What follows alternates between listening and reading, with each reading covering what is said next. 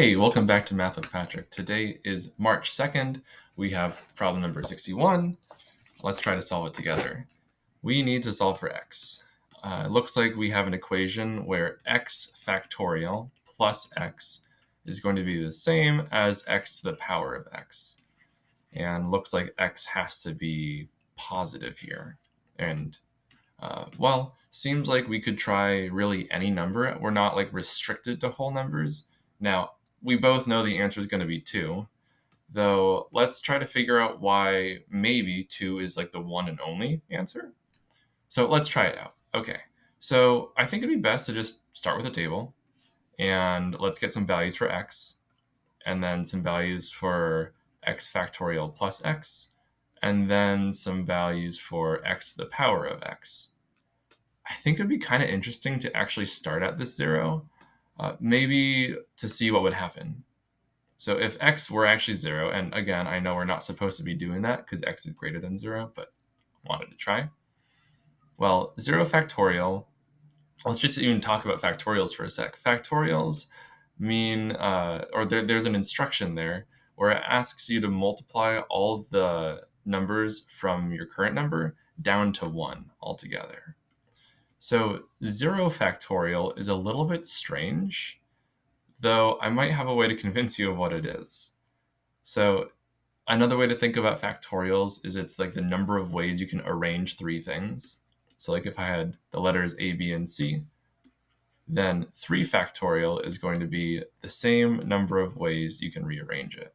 I could have ABC, ACB, so I kind of flip the last 2 letters. I could give B a time to shine as the first letter, keep B there and swap the last 2.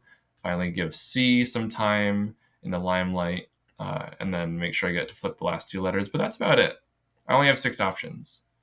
If I tacked on a 4th letter, you can kind of see how in each of these 6 scenarios, there's 4 different spots for me to put the letter, say, D. So for each of those 6 scenarios, I have 4 spots to put the letter D in, and so I have 6 times 4, or 24, or 4 factorial ways to organize 4 things. And when you're doing these counting or combinatorics problems, if you have nothing, there's actually one thing you can do with it, which is just keep your hands off, don't do anything, and that is a valid option according to combinatorics. So maybe you can believe me that 0 factorial is actually 1, because there is exactly one thing you can do to no objects, which is just sit there. Or if you don't like that 0 factorial is 1, I'm sorry, it is.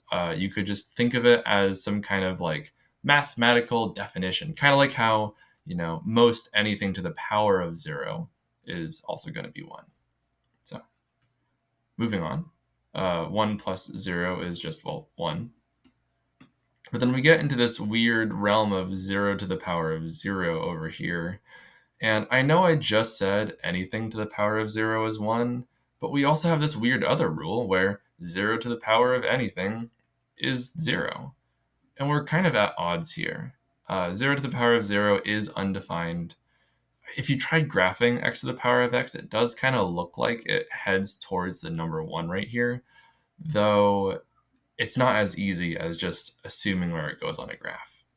So I guess it's good that we can't plug in a 0 here because it's 1 here and undefined over there.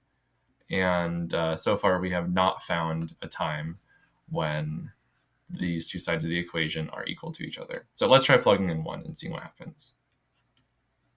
1 factorial, how many ways can you arrange one thing? Well, you could just put it there and that's it, 1. And then here I do 1 plus 1 because x is 1, and so I get a 2. And now 1 to the power of 1 is totally doable, but that's just the number 1, and so it is not equal to itself, or these 2 columns are not equal to each other just yet. I'll plug in a 2, and this one should work.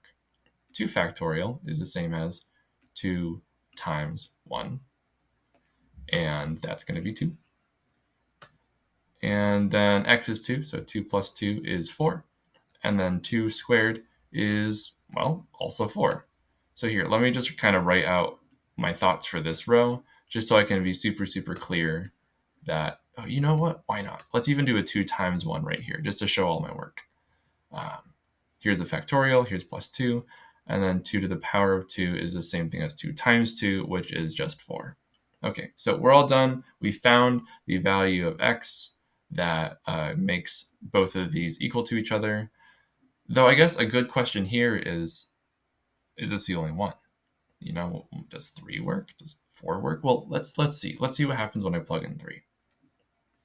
3 factorial is 3 times 2 times 1. And then I'm going to add a 3 because it's plus x. So 6 plus 3 is 9. And then over here, I get 3 to the power of 3, which is 27, or 3 cubed, 27. And now this number is much bigger than the one on the left.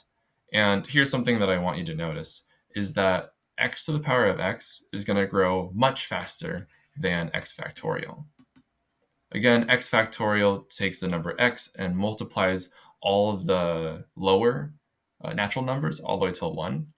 So if you take x factorial, it's going to be x times x minus 1 times x minus 2 times all the way down to 2 and then 1. And here, you are going to have x factors, or things being multiplied all together, because with like 4 factorial, you're going to get 4 times 3 times 2 times 1. Here, we also have 4 factors. And we can compare that to x to the power of x. This is going to be x times x times x times a lot of x's. And specifically, there's going to be x factors all here, because that's the meaning of an exponent. You multiply the base, this one, the amount of times that the exponent tells you to. So if we just kind of pairwise compare the numbers here, all of the other factors besides just the first one are going to be much smaller in the factorial product than the exponent product here. So as our number x gets bigger and bigger, well, the column on the right is going to far outpace the column on the left. And I know there is a plus x right here, but even the x factorial dwarfs the x in how fast the x factorial goes. Because, here it wasn't that obvious because 3 and 2 are pretty comparable.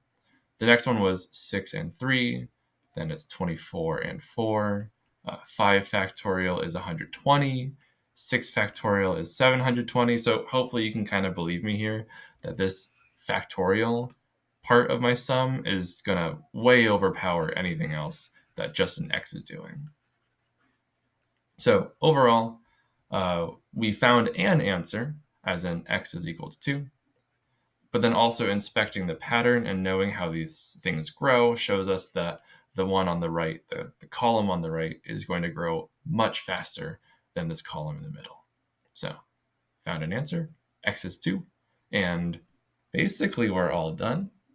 I feel like if you really, really wanted to, you could try to think of some reason why, I don't know, maybe, why not? Maybe there's another answer hiding in here. So perhaps you could find a way to convince yourself why 2 may or may not be the one and only answer. But it matches today's date. That's good enough for me for this video.